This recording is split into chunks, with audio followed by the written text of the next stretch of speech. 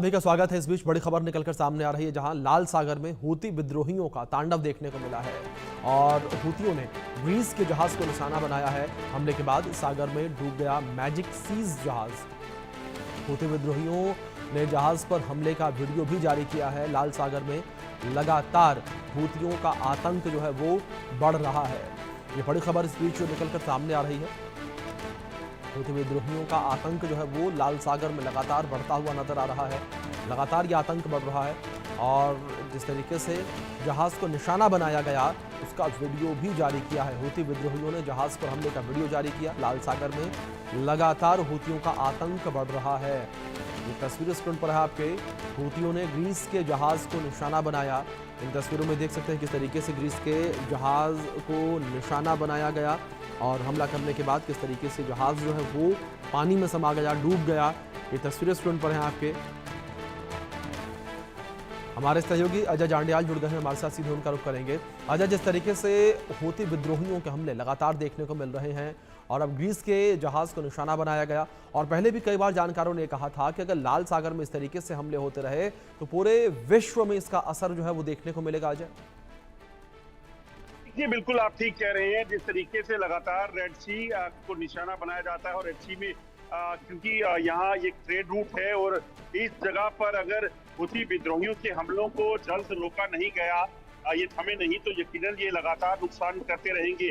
ताजा मामला जो है वो देखा जा सकता है कि कैसे ग्रीस के एक शिप को जो है वो निशाना बनाया गया है हूती विद्रोहियों द्वारा और लगातार इन विजुअल्स में देखा जा सकता है कि कैसे हूती विद्रोहियों की जो ड्रोन हमला था उससे इस शिप को लगातार बम्बार्डमेंट की गई और उसके बाद आहिस्ता आहिस्ता ये जो जहाज था समुद्री जहाज जिसमें कि मालवाहक जहाज जो वो आहिस्ता आहिस्ता जो है वो डूबता चला गया और पूरी तरीके से जलमग्न हो गया। ये तस्वीरें अपने आप में बताती हैं कि इस वक्त दुनिया के कई अहम देशों को इस चीज को लेकर गौर करना होगा कि हूती विद्रोहियों के इस कहर को कैसे रोका जाए, क्योंकि अगर आप देखें तो लगातार हूतियों को इजराइल ने जो है वो निशाना बनाया है, मगर उसके बावजूद भी इस तरह के जो काम है उनके नहीं रुक रहे हैं और लगातार वो कहीं ना कहीं कोशिश करते हैं कि वो बड़ा नुकसान जो है वो कर सकते हैं। और ये एक बार फिर से हूती विद्रोहियों को जो हमला हुआ है रेड सी में, जिसमें उन्होंने ग्रीस के एक जहाज को जो है वो निशाना बनाया और वो जहाज उसी वक्त जो है वो डूबकर जलमग्न हो गया।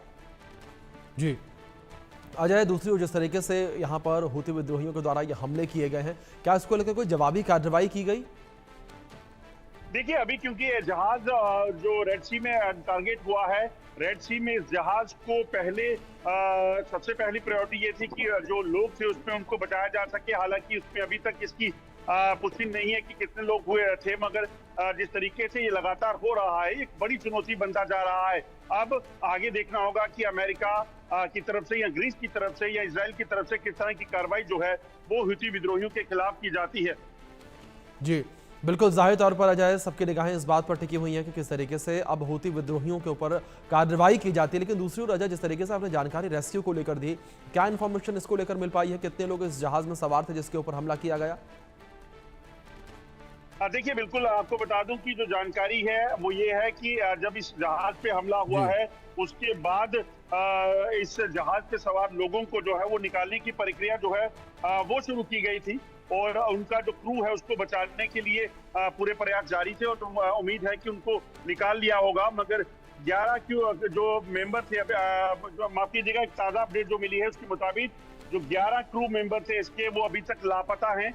उनको बचाने में या उनको ढूंढने के लिए लगातार जो है वो प्रयास चल रही है। 11 से 15 के करीब इसमें जो है वो शिप में सवार जो लोग थे, क्रू मेंबर थे, उनको अभी तक उनकी कोई जानकारी नहीं मिल पाई है। वो कहाँ के थे, ये कौन थे, इस चीज को लेकर अभी तक हालांकि चीजें सामने नहीं आई है। मगर इस हमले के बाद इस जो वीडियो को हूतीज ने जो रिलीज किया है उसके बाद कहीं ना कहीं ये साफ हो गया है कि अब हूतीज को भी इसी तरह से खामियाजा जो है वो भुगतना होगा। जी जाहिर तौर पर अजय बड़ा खामियाजा यहाँ पर हूती विद्रोहियों को भुगतना पड़ सकता है, जिस तरीके से हूती विद्रोहियों के द्वारा इस जहाज़ को निशाना बनाया गया।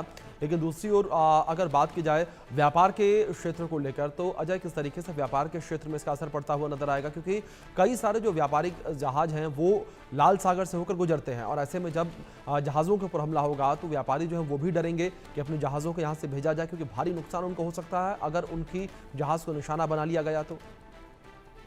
देखिए, ये पहला मौका नहीं है जब हुतीज ने इस तरह से रेड सी में जो शिप्स हैं उनको निशाना बनाया हो। इससे पहले भी अमेरिकन शिप्स को और कई और शिप्स को जो है वो निशाना बनाया गया है। उसके बाद अमेरिका की कार्रवाई को भी देखा गया था और इजराइल ने भी कई कार्रवाइयां की थी।